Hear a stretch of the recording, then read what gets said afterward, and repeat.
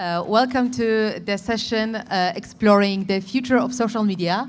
As you can see in our invitation, we do believe that a better future is possible.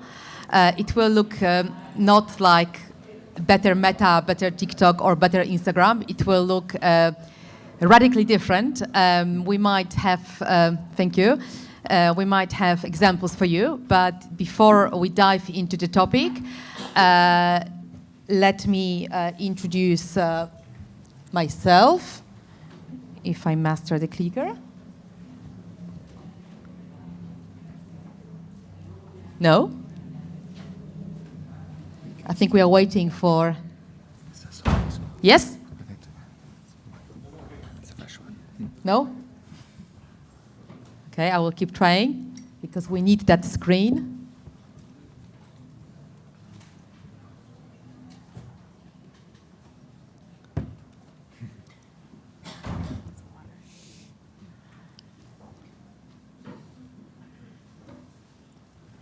Okay, let's give technicians 2 more minutes to figure out what's going on.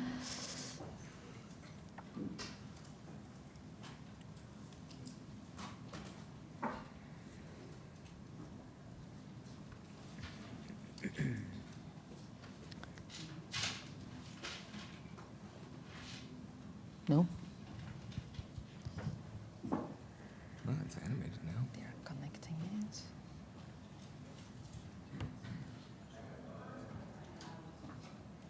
Yes. There we go. Okay, so this is me, Katarzyna Szymielewicz from Panoptykon Foundation, also connected to EDRI and People versus Big Tech. And I have really all-stars panel, but because we have right now, I think, only 1 hour left with them, I will not be introducing all of them now. There will be time for that. And of course, you have their profiles online.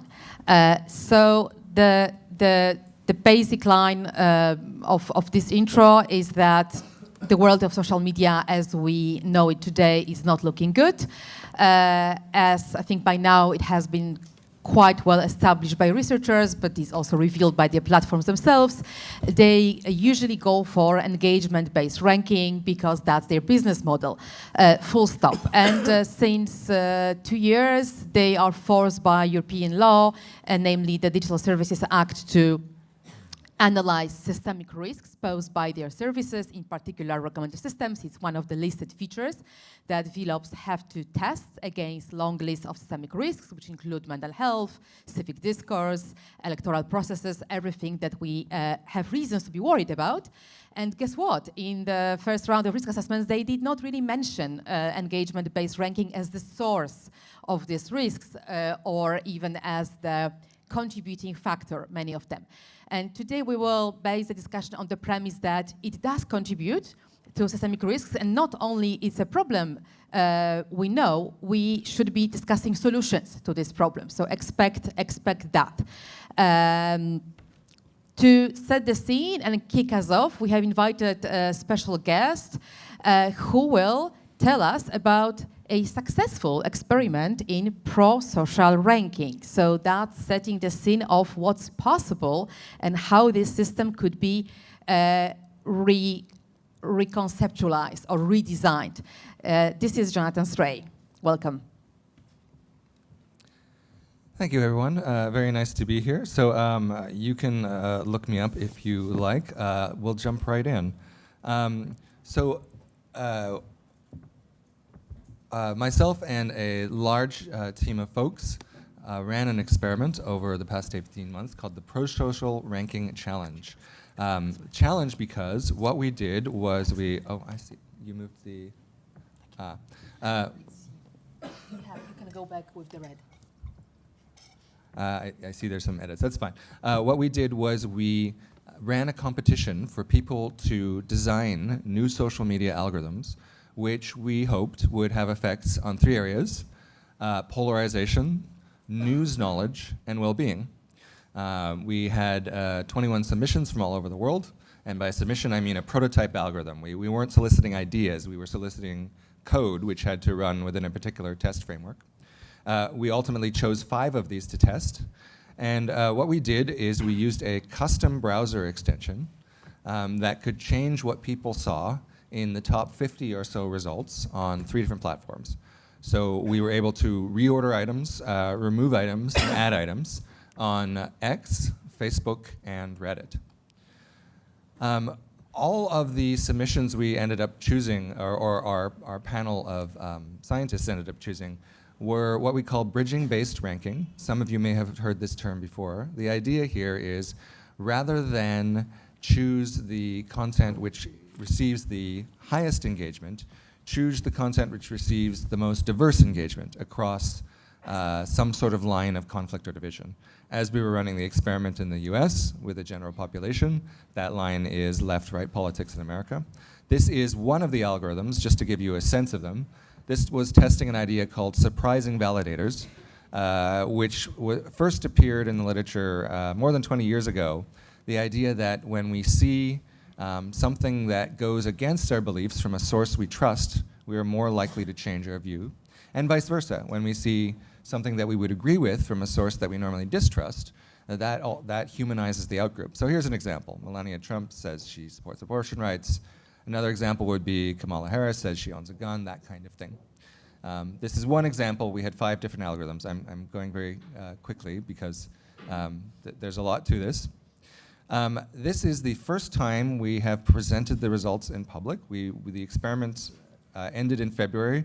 We're deep in the data analysis. We have partial results, and here's what we have. We were successfully able to reduce political polarization as measured by a standard instrument called the feeling thermometer, which has been in use for decades. That's basically how warm or cool do you feel towards Republicans/Democrats, and you take the difference between how good you feel about your side minus how good you feel about the other side. This measure has been increasing by about 0.6 points per year on a 100-point scale over the past few decades in the US. And we were essentially able, by intervening in people's social media for 4 months, to reverse 3 years of that. The first question everybody has asked me when I've talked about this result is this big? Well, it depends, right? It's a big enough effect that it's essentially rolling back time multiple years. We also don't really know what would happen if every platform did this sort of thing, right? This is 3 platforms for 6 months and desktop only. If it was all platforms and also mobile, we might see larger effects. We might also see incentives on the content that creators and news organizations choose to produce. If everyone was doing it, we would change the economic incentives. So those are a bunch of reasons to think that the effect could be larger if it was implemented more widely. There's also reasons to think that the effect isn't going to get bigger than this. For example, it may be that this is kind of a ceiling in how much algorithms can change, and you have to think about other sources of conflict in society, such as polarizing rhetoric from political leaders. What else? We saw no change in well-being. Things didn't get either better or worse on a standard scale of depression and anxiety. We did see an increase in people reporting they saw something that affected them negatively. Now, we're digging into this, but we think this is because most of the algorithms we tested ended up adding content, especially news content. The news is often bad news. There's sort of a folk wisdom in the platform design community that people don't like seeing political news. This is an experimental validation of that idea. So that's one potential trade-off. Unfortunately, we don't yet have the results that everyone wants to know, which is, did this change the amount of time people spend on the platform or the number of visits, that kind of thing? We hope that there is no effect here, because that means that it's possible to do better than existing social media algorithms without any trade-off in the metrics that affect businesses. But we don't know. We will be announcing those results in a few months when we have them. We have, I think it's like 150 gigabytes of data that we're going through to work this out. If you want to follow the results, we have a newsletter. It's just rankingchallenge.substack.org or com. I guess it's substack.com. And I'm easy to find. I will certainly be promoting the results. All right, that's all I have. Thank you. Thank you. We will have time for questions. I hope to save almost half of the time for the discussion, so prepare for follow-ups if that was interesting. It was very interesting for me because it sheds a light of hope that there is a way out of this polarizing cycle of clickbait and cheap content that costs us a lot in societal value. And now, if I can reclaim the clicker. Yeah, thank you. The question is, what other changes, in addition to what Jonathan gave us from their experiment, in the design of social media recommender systems could promote long-term user value, which you would think that could be a win-win situation, yes? Because in that situation, people would actually stay with these services rather than boycott them, and their owners could still earn money. So why this concept is not gaining more traction within the industry and how to get there. And we have the best possible person to discuss it, Alissa Cooper, Executive Director of the KGI. If you haven't seen it yet, do click on their recent publication, Better Feeds, that explores exactly this concept, but I give it over to Alissa herself. Thank you, Kasia, and thank you so much for organizing this panel. It's very humbling to be in, oh, sorry, I need to be closer. Very humbling to be in the company of all of my fellow panelists. And I just want to call out one thing, which Jonathan didn't say himself, which is about how difficult it is to do the kind of research that he is doing with this experiment. It is expensive, it is onerous, it required the setting up of significant infrastructure to make that possible, and that's because the platforms themselves do not allow independent researchers to have experimental access to the platforms. So although we can see plainly, even in these initial preliminary results, the societal value of being able to do that kind of thing, it's really not possible on a wide scale, and I think our entire community is benefits from the kind of effort that he put into that experiment. So I can't wait to see the rest of the results. As Kasia said, I'm the executive director of the Knight Georgetown Institute. You can read about it on the screen. We connect independent research with technology policy and design focused on the online information environment. And one of our recent pieces of work is a report called Better Feeds, Algorithms That Put People First, which is meant to be a roadmap for both policymakers and platforms who want to think about how we can incentivize or require the redesign of algorithmic systems online in the context of social media and also more broadly to put user interests at the center. I want to unpack this concept of engagement-based optimization that Kasia was talking about a little bit because it's very central to why we did this Better Feeds work.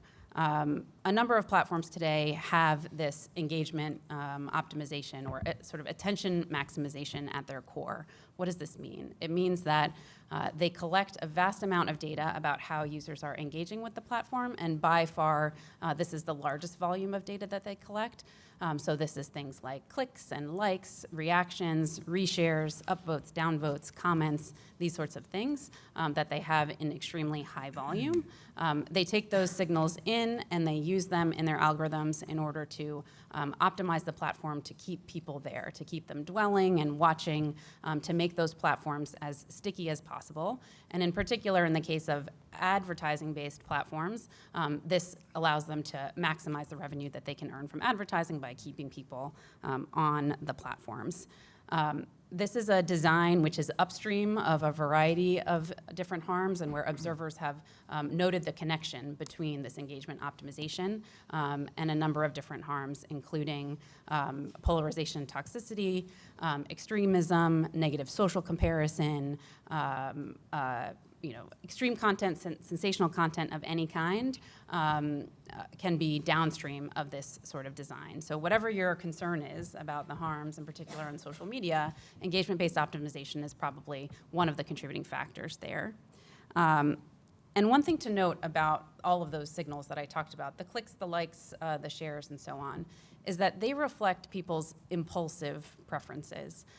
It's easy to kind of mindlessly click or like a post that you see on social media. It's something that people can do automatically and without thinking. It's not the only source of data that platforms have for identifying what users want.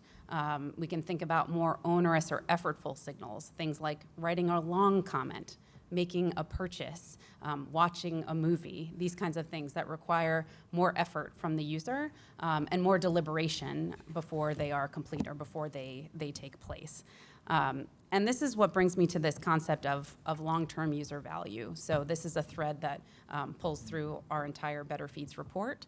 And what we mean when we say long-term user value is outcomes aligned with deliberate, forward-looking preferences and aspirations of users. So we're making a distinction between the kinds of preferences that platforms think are revealed to them or that they infer through those impulsive signals, and the kinds of preferences and aspirations that one might get through other means. And there's a variety of different ways that platforms could go about optimizing their algorithms for long-term user value, including by directly eliciting those preferences from users, asking them, to state what kinds of things do they want to see in their feed, by relying on survey data, where they survey users either in the feed or separately, quality indicators that the users can select for different kinds of content, or predictions of these things. So even if the platforms are collecting only a small amount of this survey data, they can predict what other similar users might prefer, relying on those deliberative and clear signals, or some combination of these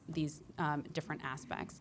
And the main things to take away from this notion of long-term user value and optimizing for it is that it shows us, in the same way that these bridging algorithms that Jonathan spoke about show us, that we don't have a binary choice when it comes to algorithmic systems. It's not the case that we have to either have engagement-optimized algorithms like we have in many cases today, or have chronological feeds or non-personalized feeds. When we look at the design space, both in research and in practice, we see many other potential options for how to optimize. And this notion of long-term user value encapsulates many of those. So, we skipped one slide. So in the Better Feeds report, we outline 3 different sets of guidelines for how we could incentivize or require these kinds of alternative designs that would rely more on long-term user value. And one set of those proposals relates to user choices and defaults. So if we wanted to take this idea and put it into practice, how do we make that happen? And we have three recommendations in this under this umbrella. One is that users should have an easily accessible choice of recommender systems, at least one of which is optimized for long-term user value. So at a minimum, in order to get this shift going, we would need to present this choice to users so that they can actually have an opportunity to experience an alternative feed in the same way that the users in Jonathan's experiment had an opportunity to experience an alternative feed. Taking that a step further, we could make the long-term user value-oriented option the default, so that everyone would have an opportunity to experience this without having to affirmatively make any settings change. And as we know, defaults are extremely powerful. Most people don't change away from the default. So that's really kind of the North Star that we would be going for in order to see broader adoption of this concept. And then lastly, we also talk about platforms honoring user preferences concerning which items they want to see recommended or blocked in the feed. This is sort of teeing off of the idea that many users feel a lack of agency in the current system, even when they try to use some of the settings that are available, because they feel that when they communicate to the platform, I want to see less of this content, or show me more items like this, that those preferences aren't really honored and that they continue to experience things on the platform that they don't want to be experiencing. So that's just a snapshot of one set of the recommendations. There's more information about those available on the KGI website if you want to dig further. Thank you so much. So what tools are available out there in the real world that actually enable people to control their own experience? Because one would think that what Alissa just presented shouldn't be rocket science for technologies, and it shouldn't be pointless or dangerous for the owners. I keep stressing it because so often what we propose in circles like here with human rights organizations and advocates tends to be confronted with the business logic of these systems. Actually, when I read the Better Feeds report, I found nothing in this report that a reasonable manager couldn't, adopt or at least give it a go in experimentation. But I know from talking earlier to my next speaker that there are people out there who actually experiment a lot with user-centric tools, and guess what? They work, not in every environment, but they work. So now over to Ulrik, who, among many other things you can see on the screen, is a co-founder of Reduced Digital Distraction Project and knows something about real user empowerment. So where are we with that, and what's blocking the uptake of the tools you've been testing? Yeah, so I think this follows on nicely from Alissa. So I've spent the last decade studying human attention and self-control in relation to design of smartphones and laptops. And the way I've sort of defined that is like that I sort of defined digital self-control as people using their devices in a way they think is a good fit with their long-term goals for themselves. And I've spent a lot of time looking at the market for practical tools to help people restructure their digital life on the app stores, on the sort of browser extension stores, and just also just in system settings. So I've spent a lot of time seeing what areas of the design space are being explored. We scraped like tens of thousands of user reviews to see what people say about these things. We do controlled experiments with some of them. And then, as you mentioned, I run something called the Reduced Digital Distraction Workshop, which is kind of like our in-person lab where we help people just articulate what challenges they experience in their daily life, what frustrations they have, and then we help them experiment with different tools out there, and then we collect data about what things actually seem to work in practice. And we've got sort of very, very rich data from about 2,000 people in 5 different countries from that project now. I'm actually just curious, just to give you a sense of what these tools are. So there's obviously lots of different ones of them. How many of you are sort of familiar with just using blocking tools to stop yourself from going on social media certain times of the day, for example? A lot of you, great. You're doing great. How many of you are familiar with just the Forest app, for example? This little app that will sort of gamify your attention a little bit fewer. It will grow an animated tree on your smartphone at a time when you don't want to use your phone. This tree dies a miserable death if you use it anyway. And then the tree will be sad and you will be sad too. And many people find that makes it a bit easier to overcome that internal tension between wanting to pick up their phone and also not wanting it at the same time, as you mentioned this. Other tools are just reminding you of what you wanted to do when you took out your phone, for example. And things like screen time obviously just show you how you've been spending your time. How many of you know that you can also use browser extensions to just modify your own experience of the web? I've learned meeting you. Great. Can you go to the next slide, please? Okay, so here is a very, very common scenario. You don't have to play it yet. That people report in this workshop. They say, I can't quite block YouTube during my working hours because I kind of need to look something up, maybe find some explainer video for something. But then when I go there, the goddamn algorithms are so good at grabbing my attention and showing me something that feels really important to watch at that second, and then I start watching, then I forget what I had to do until 45 minutes later, and I've lost a lot of time. I see a lot of people nodding, and now I hate myself. Right. Then can you play the video? It turned. This is a video actually? If you can. It's just a print screen. Okay. That was meant to be a video. What if I were to tell you that using, just like you were able to do an experiment where you reordered things, you could reorder the web to your liking. So what this was going to show was that when you click the little button at the top, I've installed this browser extension, in this case called Mindshield, there are lots of things for this, where I can just turn the recommended videos off. So that now your new default is that there's no recommendations until you choose that now I do want to hand my agency over to the algorithm. The number of people who come back and say, this kind of solved my problem. Now YouTube isn't a problem for me anymore. The data in total coming in for this project suggests that we are often trying to solve much more difficult problems than we need to. You could look at this YouTube challenge here, and you could say, oh, we should have better ranking algorithms such that the content you see there is better aligned with your values, and we should absolutely do that, and it's very important. How can we have explicit input in that? We have no way how to do that, but based on the data coming in from this project, my intuition is that would be solving like 20% of the problem, and it's really hard to do. There are other things that are very simple that would solve something like 80% of our problems that we don't have to do a lot of R&D to, and that's just to allow people the power to choose. Or maybe I want there to be no feeds. Like the number of people who come in and say on Instagram, if I could just get rid of the Reels button or have there not to be a feed until I choose to see it, is very, very large. So I think the same way we would think about our physical home, if you were trying to eat less chocolate and you had chocolate everywhere in your home, you would not try to have a better chocolate selection algorithm and have healthier chocolate. You would just be like, okay, maybe I don't have it all everywhere and not in plain sight or whatever. The data strongly suggests that that's actually where most of the effects are these very, very common sense tools that match what you already do in your physical life. That transfers extraordinarily well to the digital world.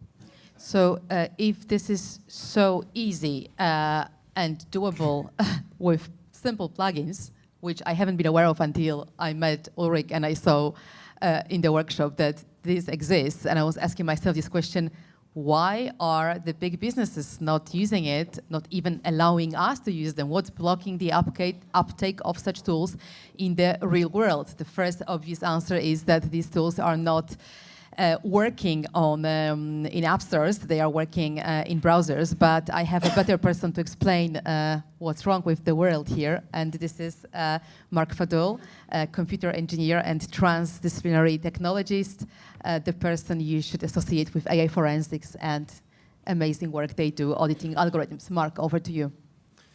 Yeah, no, thank you. I think it's interesting here because we saw a couple of basically tools, either it's Jonathan or here like this plugin, which are basically adversarial approaches to from users who try to customize their experience. And so obviously there are limitations to this. It's very hard to make it work on mobile, as you mentioned, but also it's just some things that would only typically reach a very specific niche audience of user and not kind of the broader general public.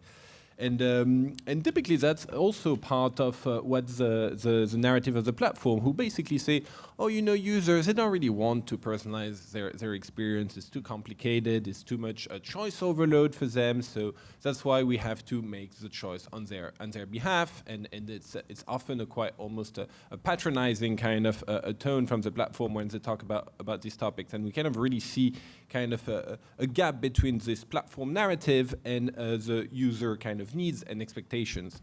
And typically, users have several personas on social media. You you can use social media for very different needs and state of mind. Sometimes you would go on social media to consume news, and so that's a certain type of content and rankings that you might have. But sometimes you might go to see your friends' baby photos, and sometimes you might just want to find some of the latest this entertaining content of the internet. And these are very different modalities which would require separate feeds. Now, the question is, why the platform don't simply ask you for this intention? Like, why, when you go on YouTube, you have like this stream of recommendation and not a question that would prompt you, what are you here for? Are you here to get entertained? Are you here to learn something very specific that you're going to prompt on the search question? Or are you here to just get your friends update? Yeah, if it's a social media platform. Some platforms are starting to do that, like Blue Sky, and we might talk about this later on how you can expand through that path. But the real reason why platforms are currently not doing this is that obviously there is a cost in terms of engagement, because in most cases, the answer to this question, what are you here for, is nothing. In fact, you're just procrastinating, or like you'd better go back to work. And just the fact that you're just like self-reflect on that reality is enough to get you out of it. But in terms of long-term user value, you would definitely get some value there, because then you would reach a feed that is actually adapted to your needs. And so, yeah, I think that's mostly the reason why we're not seeing these tools, why we're only seeing these tools, because a lot of people have the same intention, and the only way to develop it is through adversarial tools, but that's why we're not seeing it yet become a standard on these platforms, and that's where potentially regulation can come handy. That's a little bit what the intention was on the DSA, to say you should provide at least an alternative feed compared to the engagement-based rankings. The problem is like the chronological feed. Chronological feed is a horrible solution to that problem, because that basically is useless, and that just like reinforces almost the platform's argument of saying, oh, well, look, the users, they actually prefer the personalized content, because obviously that was not the right alternative to offer. But hopefully now we're seeing an ecosystem where possibly we'll have more of these alternatives. I strongly believe we would have seen it. We would have seen those plugins that Ulrik described applicable to social media applications if only there was something we call interoperability, and help me move the clicker in the right hands. That question goes to, last but not least, of our speakers introducing the topic, Ian Brown. Thank you, Ian. Over to you. What's the problem with interoperability? Why we don't have it yet? And what will be the value? Maybe let's start with that. Yep, and I'll be very brief, and we can come back to maximize time for questions, Kasia. And I pull out this bit of my bio just because I keep finding many people don't know it, and it's critical to some of the things I'm going to say. So my career generally, my whole adult life, going back to my PhD, has been in information security and privacy. If you care, you can find a lot more detail on my website. I was actually Alyssa's PhD supervisor at Oxford, which was a great privilege. And sorry, Oxford is dominating this panel. And Alissa has done fantastic things ever since. And then I was a civil servant for the UK government. And you'll see why I said that in just a moment. So, Kasia and I and colleagues and many other members of civil society in Europe have spent the last 5 years fighting for legal rights for users to make the kind of choices that we are discussing today. As Marc mentioned, civil society fought very hard for that to be in the DSA itself. I always forget what article number it ended up as. 39, is it? The choice of feed, Kasia? 38. So that's great. You know, users must be allowed to have a, as Marc said, chronological, non-profiled, not using their personal data to profile. Many people do not find chronological feeds very useful. I mean, I personally do. Never mistake personal anecdotes for evidence. I myself find chronological feeds incredibly useful because I'm incredibly selective about who I follow. You know, you often see on X people follow thousands or tens of thousands of other people, which makes chronological feeds useless. You get followed back, isn't it? Of course, I follow about 200, and anyone who tweets anything I'm no longer on X, obviously, but you know, anyone who tweets anything I'm not interested in more than 2 or 3 times, I unfollow them.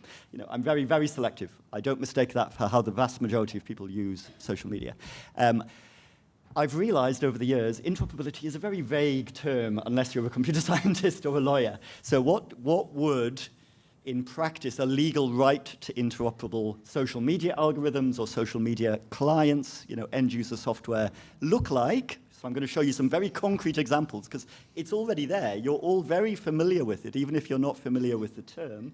We didn't get it into the DSA, but we partially got it into the DMA. This conference as a whole, for obvious reasons, tends to focus more on DSA, GDPR, more protective regulation.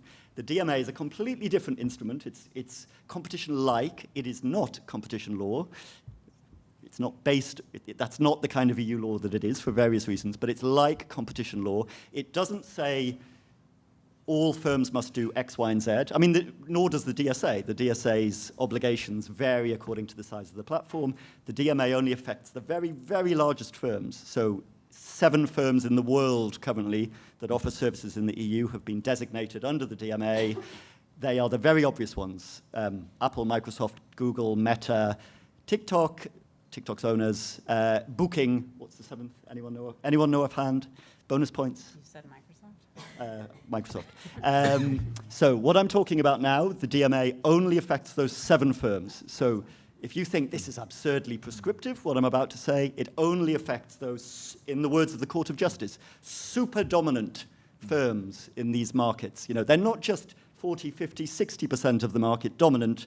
they are in many EU member states. Like, for example, not only Google has 90% plus of the search market in most, I think all, in fact, of the EU member states, or it might be 89% in one or two of the member states. So these are trillion-dollar companies that can afford, if they wish to, expensive remedies to protect users in the sense.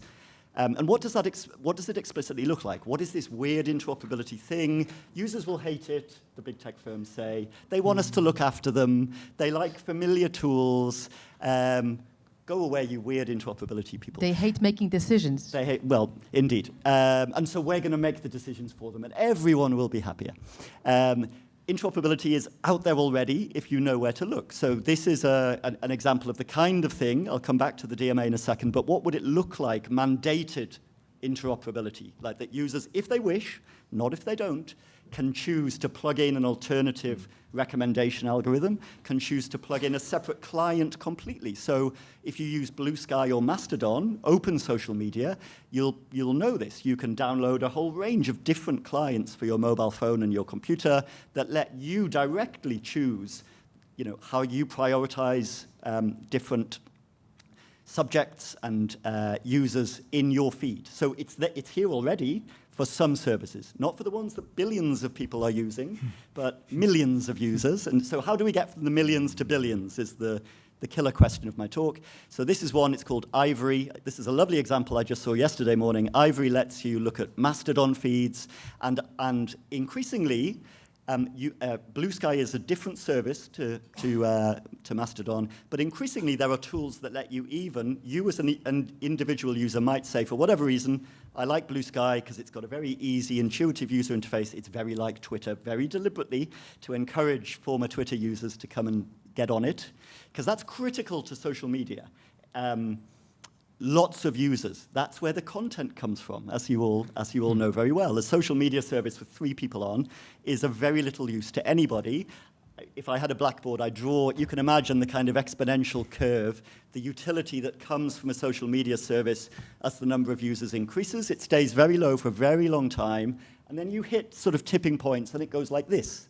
The utility that your users get goes like this, because they start to find lots of people with common interests writing stuff that they are interested in. How do we get Blue Sky and Mastodon from millions to billions?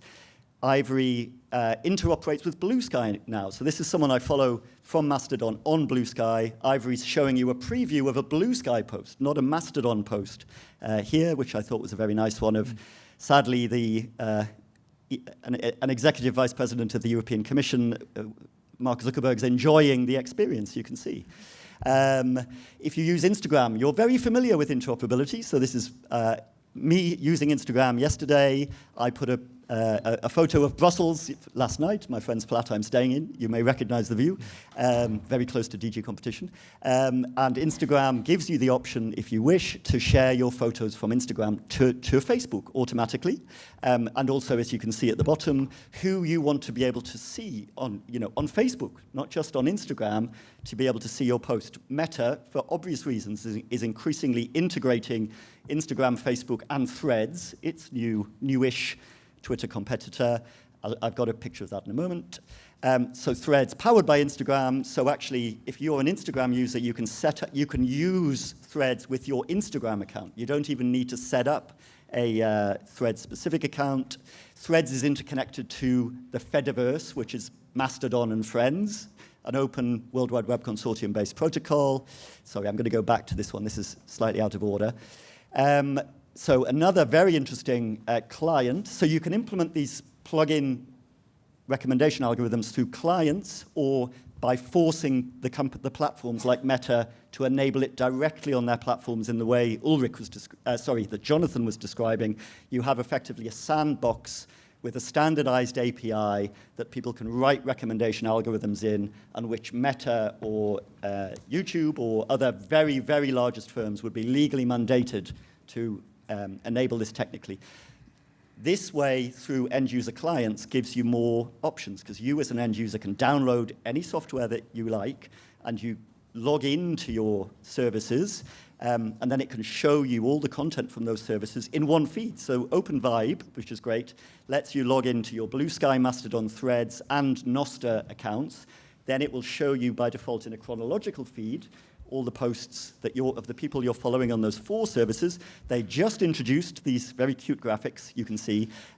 They're starting to do a user customizable feed where you can, and I've got, sorry, not in order, you can say these as exactly as was being described, a survey in Alissa's terms. These are the things I'm interested in. Obviously, it's very early on. This is a very early phase of this software. Sorry, I'm jumping around. There's a slide somewhere, I'm not going to find it, which has got a lot, within those science, technology, culture, media, big buckets, then lots of very specific topics. You can say, I want to follow this, this, this, this, this. Once you've done that, OpenVibe will start reordering your feed of all the people you follow across all of those 4 services to prioritize the topics that you've told it you're interested in. So, final thing, Kasia. Yeah. So the software is coming very quickly. The killer question is, is Meta and YouTube and the other big tech firms going to enable this on their services? Meta is already partly with Threads. DMA is one legal opportunity within the EU to do it. Last killer point, because it's very important listening to what's been said so far. You may be, sorry, I did this morning. It's a beautiful illustration of OpenVibe combined with Beeper, which is an interoperable messaging app, which Europeans already legally under the DMA have a right to. You can get all of your messaging services in one inbox. So I sent a screenshot from OpenVibe to a friend on Signal via Beeper. So interoperable social media sent via interoperable messaging. I thought that was very nice. Why can't people just plug in plugins?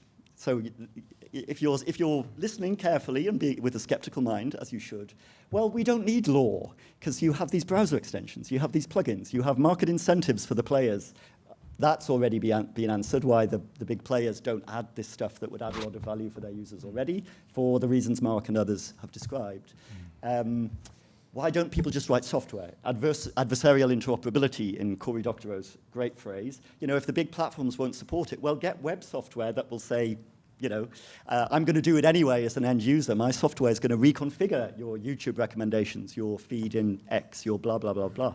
This is where I come back to the fact I'm an information security person, because the platforms hate it, and they don't just hate it, they will actively, as you see with ad blocking, the arms race between ad blocking software and platforms whose business model revolves around showing ads to their users, they will endlessly disrupt the plugin makers, the web extension makers. It's easy to do. They just trivially change the HTML, basically, that comes through your web browser. If they have APIs, they tweak little parameters, and they make it almost impossible for anyone except another company as big as them to keep up. And the users of the web extensions and the tools will get hugely frustrated, say, this doesn't work, it's really unreliable, it's junk, I'm going back to the platform's own, and it will be illegal. They will keep doing this until we force them not to do so. If you move backwards, you will find the one you are looking for with the many tags. And in the meantime, I will check the appetite of our audience for discussion. We have half an hour left of this session. We started with slight technical delay. Show me your hands if you want to ask a question or make a comment, so I know how much time we need to. There is only one. Okay, so we can easily take a few, like 1 to 3 comments before we go to the second round with the panelists. So yeah.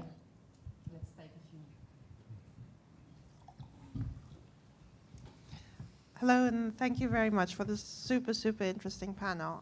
My name is Alice Schwartz. I work for the Utah AI Policy Office. We are very interested in interoperability and social media, things that some people don't know about Utah. Utah is a US state.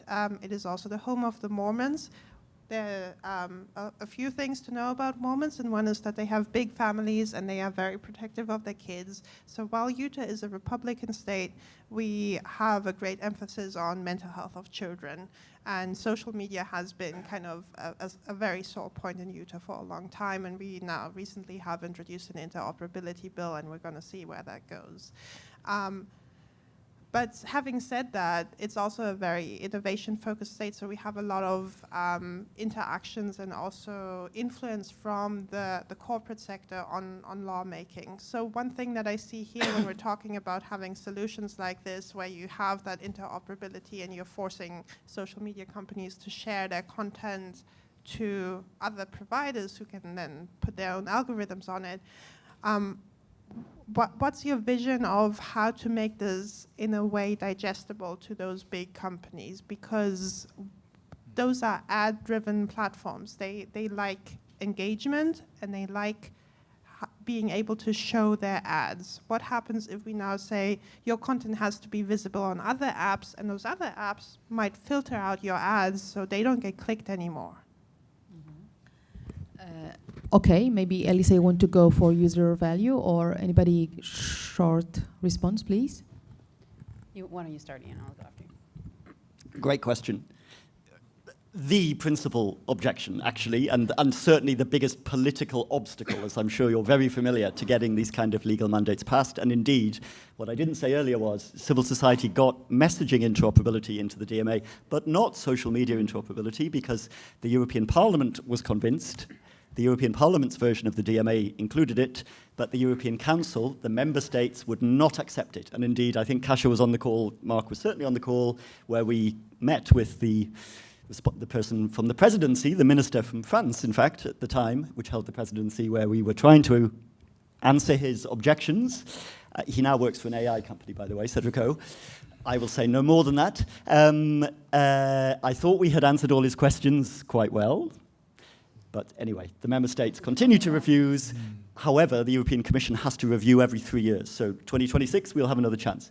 Very good question. So you're quite right. The client, the end user clients, the third party clients. I mean, first of all, if that was, let's call them big tech, to not single out companies. If big tech X says, I need to show adverts, because that's my whole business model, my answer would be then implement Jonathan's scheme. Implement the sandbox with a standardized API that users can go to any third-party provider that meets certain basic regulatory standards and plug in a recommendation customization algorithm, and then their platform continues to control the ads in the feed, continues to control the monetization. It's how the content is ranked between the adverts in the feed, or YouTube. Answer number one. Answer number two, I think there are still very good public policy arguments for saying users should have a right to use an end user client of their choice as well, not just to go through the platform's own website. One way of doing it, I'm not saying this is the only way, this is the sort of liberal free market way, which is, of course, more US than European, is to say, okay, well, actually, there's a lot of lessons for internet regulation. I wrote this in a book in 2013, that you can get from telecoms regulation, and the European, I mean, this is not so different to US federal law on telecoms regulation. In exactly the same situation, you call it infrastructure, so you say this, let's say Meta. Not the only one, but good example. Meta, it does incur costs in hosting a lot of this content. That's a perfectly valid point for Meta to make. And disclosure, I did some work for them on this earlier in the year, full disclosure. So one option would be to say, well, they are allowed to use, and this is a very common term in European telecoms law, they can make a FRAND charge, a fair, reasonable, and non-discriminatory charge for access to end-user clients. And then it's up to the end-user client to monetize. That might be through selling subscriptions. It might be through selling adverts, some combination of those two things, perhaps others. And then the end-user client pays a fee. I think it would be, to be fair, quite a small fee, because apart from video, which is genuinely costly to stream, not to store, because disk storage is cheap, but streaming live video is costly. So fair enough for that. Yeah. So as you can see, there are many models to monetize that. Actually, in this scenario described by Ian now, a bigger problem would be on the competitor side. Then we would be asking ourselves the question, okay, if Meta or other big tech companies keep the money from us and even get the front fee, what's the incentive for the good guys to come in with their quality service?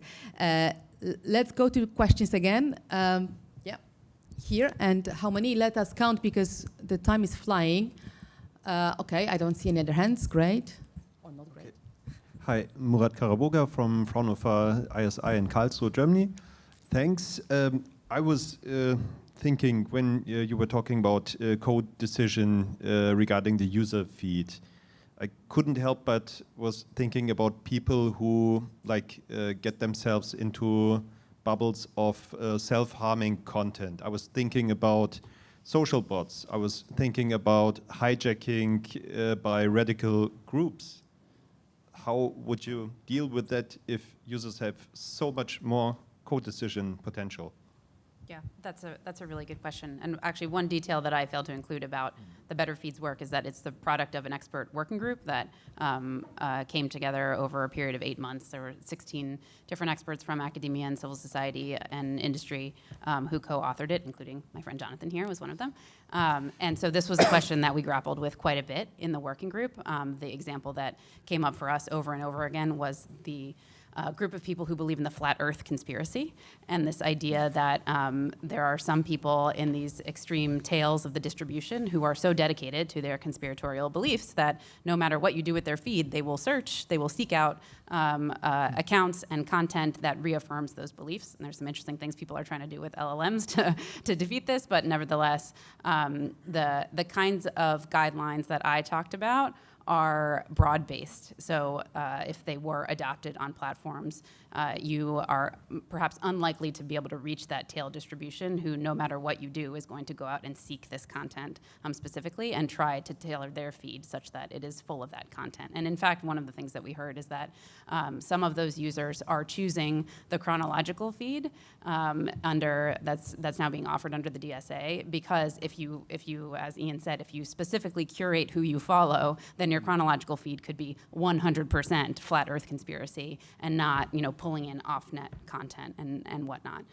So I think that we can think about the long-term user value optimization as a broad-based mitigation or approach that isn't going to solve every problem. With that being said, for your more casual user who, and I think many people have this experience, who come by some sensationalist or extremist or radical content, not because they were searching for it and not because they desire to be in a bubble that's only full of that content. These kinds of mitigations, if done properly, should dampen that effect across the board, because the idea is if you are not relying solely on engagement or predictions of engagement, then higher quality content, however you define that, should become more important and higher ranked in the feed. Mm-hmm. Jonathan, you want to add something? Yeah.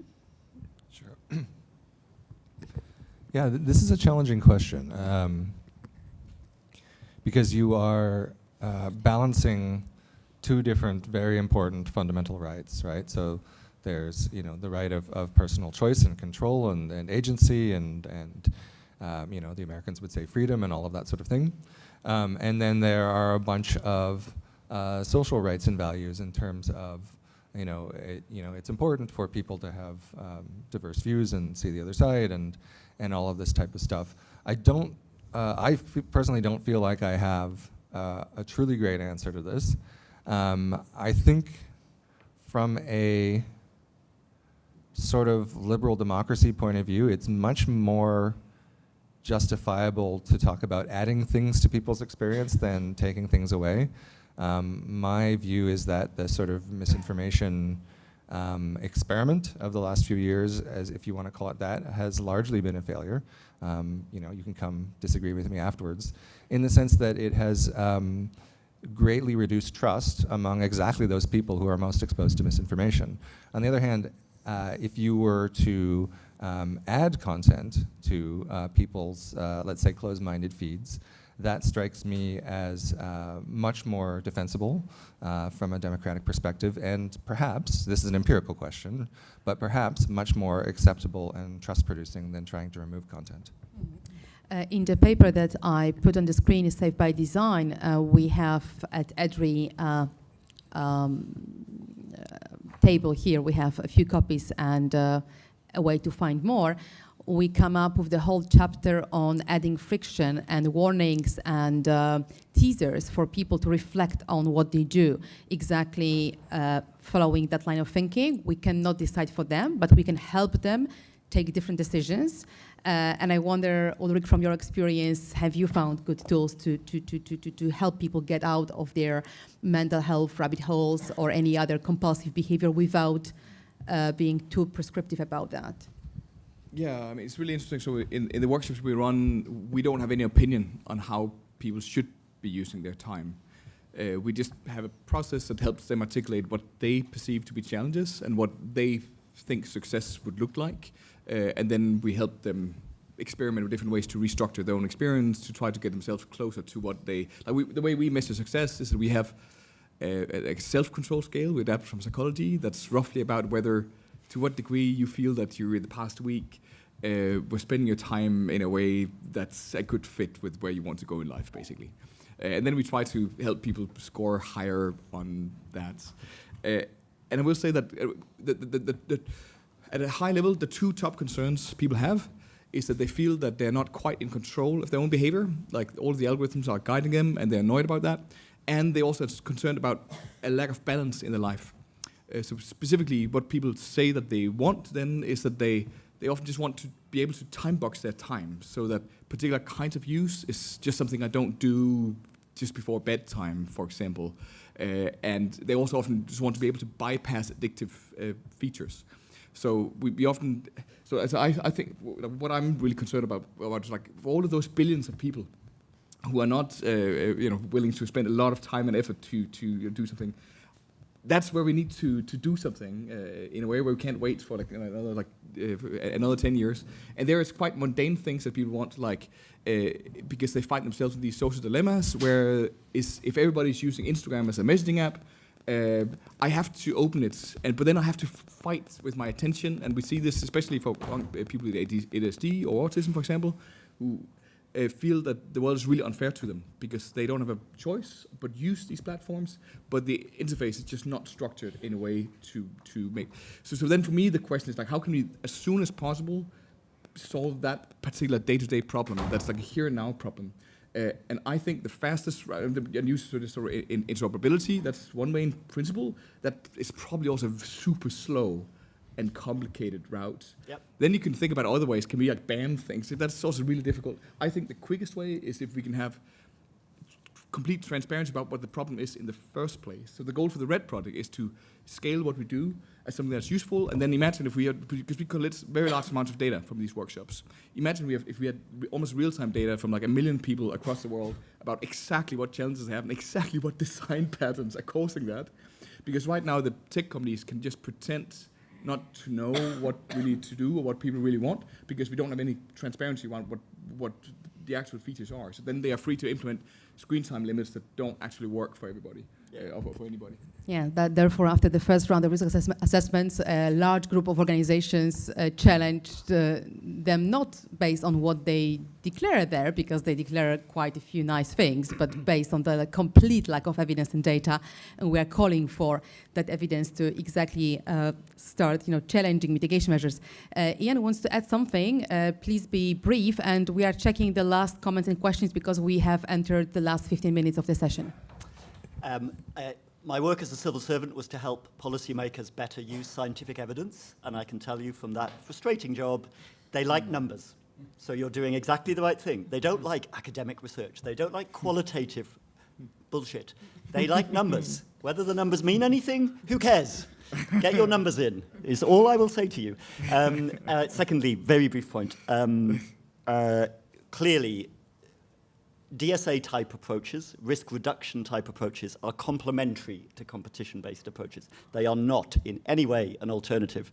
Absolutely not. To be clear, because sometimes people misunderstand that. This is such a absolutely central issue, and actually it's a much broader issue. So This stuff was very popular in the 2010s. It's sort of slightly faded since then, but if you've read any behavioral economics at all, particularly Kahneman and Tversky's work, and then Nudge, the famous/infamous book, it's a central, the point of Nudge is helping people make choices that they choose for themselves in their own long-term interests. In one sentence, that's it. And this fits absolutely into that. Mm-hmm. Okay, let's take comments in the round of 3. I think I see we have 3.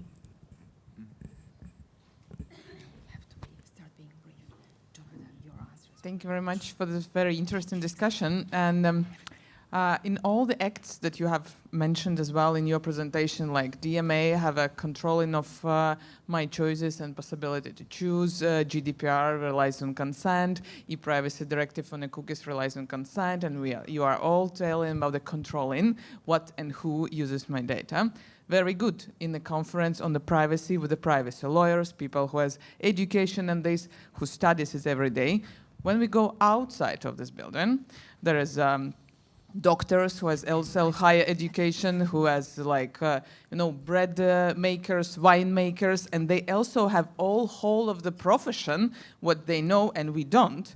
But we ask from them to know all these rules.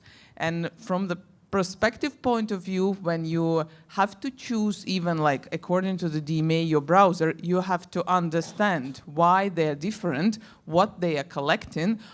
Most people and knowledgeable people, they even does not know that they can switch off the location button in their phones, and this is reality. So do you think that this, thinking from the reality of other people and not privacy lawyers, that this approach that we give all responsibility on this person and the customer, this is the best one approach and the most productive and effective? Maybe we have to think about the other ways, maybe do not track things, some additional plugins or rules on the browsers, internets, and especially apps, what we are using now, because the problems you are talking, and most, they are not about the individuals, because when I am individual living in my bubble, I'm very happy in some case, but it can influence my democratic rights to vote for the parties, to get access to the information, and so it influences society as whole. So maybe and then there is the interest of the society and whole society, and my own choice when I really does not have many knowledge possibility, because let's be honest, to read all the privacy notices, all these ROPs, it's quite hard. So okay. what do you choice think? fatigue point taken. We have also discussed the safe default, right?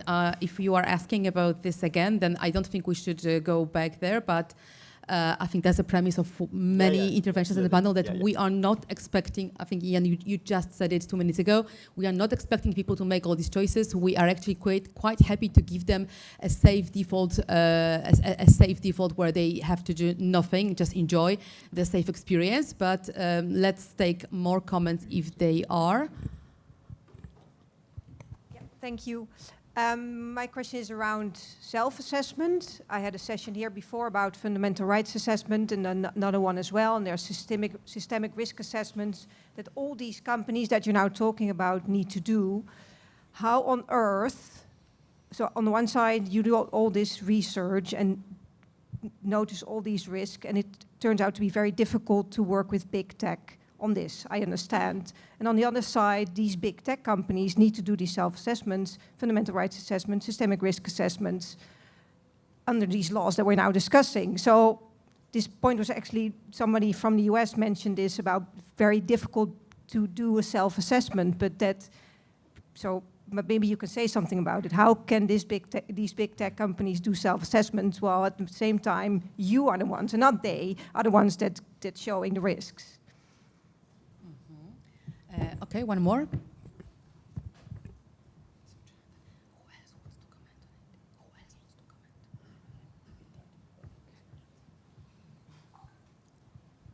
As we need a third, I'll take the floor. Sorry.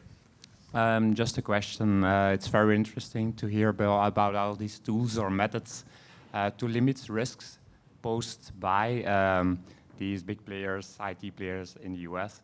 I was just wondering, do you also have information on organizations or projects where by design these principles will be embedded? If so, that would, I think, be very interesting for everyone to know, so we can advocate for the use of these tools. So yeah, thank you. Okay, in the last 10 minutes, we have 2 minutes maximum per speaker, and to answer questions and maybe add more. Jonathan, you go first, then Alissa. On the question of how will these companies do self-assessments, I think this is one of the great challenges of the DSA, is that it does not specify exactly how to do a risk assessment, probably intentionally, because I don't think anybody really knows.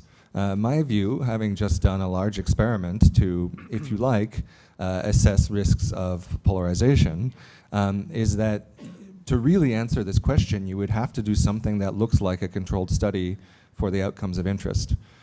I'm hoping we get to a place where this type of evaluation is standardized. We have standardized protocols to measure various outcomes. I, so far, am not aware of anyone who has published standardized protocols for risk assessments. They're all sort of, in the middle part, they're kind of vague. They're like, oh yeah, and then you invite all of these stakeholders, and then you set up a team at the company, and then you assess the risk, right? So we've got this sort of big gap. In other areas like environmental standards, there are very precise evaluation protocols and measurement protocols, and we're really missing those for this area. I can't make it today. So I think what Jonathan points to is actually the great opportunity of the DSA. I think people who tell you that these risk assessments are hard are trillion-dollar companies whose market capitalization is larger than the GDP of Germany. So the idea that we cannot figure out a way to do these risk assessments because they're so difficult just doesn't comport with reality. There's an extreme disincentive to take the sort of systematic approach that Jonathan described because it isn't, explicitly required under the law necessarily. And so I think what the whole community needs to do is to put their focus on how do we create risk assessments that actually identify risks, and how do we create mitigation reports that explain the actual mitigation effects that are resultant from the steps that the companies take. I think this is imminently doable under the framework of the DSA. It did not happen in the first round of risk assessments, but that doesn't mean it cannot be made to happen in the future rounds as the implementation of this law is developed. And that's a huge opportunity that this instrument provides to everyone in this room, everyone in the sector who cares about this. I think these methodologies can be developed. I think the fact that we have metrics and validated measurement instruments coming from many decades of academic research in different areas, including in political science, in public health, in the study of children and risks to children, we can build on that foundation to move from a sort of vague space where, even the word self-assessment, I hadn't really heard it described that way, but it's not a self-assessment, right? It's an actual rigorous examination of the risk, which is audited by an independent auditor, where the results are made public and a large community of experts can evaluate them, critique them, and figure out how to make them stronger for the next time. So that's what I think the opportunity is, and I think it should be seized by all involved. Marc? You haven't spoken much, so that's your chance to... No, yeah, just to react to some of the questions that were said, here I absolutely agree regarding the risk assessment. It's mostly a matter also of political willingness and just incentive from the companies. In fact, for example, from the Frances Haugen leaks, we learned that Instagram knew the impact of their product on the mental health of teenage girls. So they have the capacity to do so internally. Then it's, do you make it public and do you action upon it? I think that's a big question. And so that's also why I see also an opportunity in the DSA to make this type of research doable by other people who don't have the same incentive through data access mechanisms.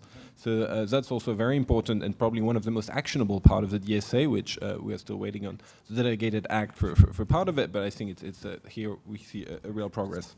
Also just wanted to add one point on the first question that was asked regarding how do we make it accessible, this kind of user choice situation. I think same here, if there is the right incentives, platforms are really good at designing user experiences that are easy for users. Think about payment, for example. Oh, it's actually quite complicated to get people to go put out their credit card and like pay for something on the internet, but they made it very easy for you and invested a lot in the user experience design. It's just now about it's like, children buying accidentally Exactly. things because it's so easy, right? That was the purpose. Thank you. Ulrik. Yeah, so on the question kind of whether we have some good examples of, I don't know, systems that have implemented sort of good self-regulation tools from the very start. I think kind of obviously there are some of the existing digital focus tools, like there are some very good blocking tools out there that have actually found the near optimal design for blocking tools that allow you to set precisely the amount of friction that you think you need to hold yourself accountable and schedule things, whatever. I think the failures of implementing the best practice are actually more apparent. So sometimes it's in a very adversarial manner. So we had this wonderful case. There was this guy who built a browser extension that was called Unfollow Everything. That was just for automatically unfollowing everybody on your Facebook newsfeed, so that it was empty. It's a very simple way to make it empty on all of your platforms. He received a cease and desist letter from Facebook and was banned for life, and his account was deleted. Not a great look.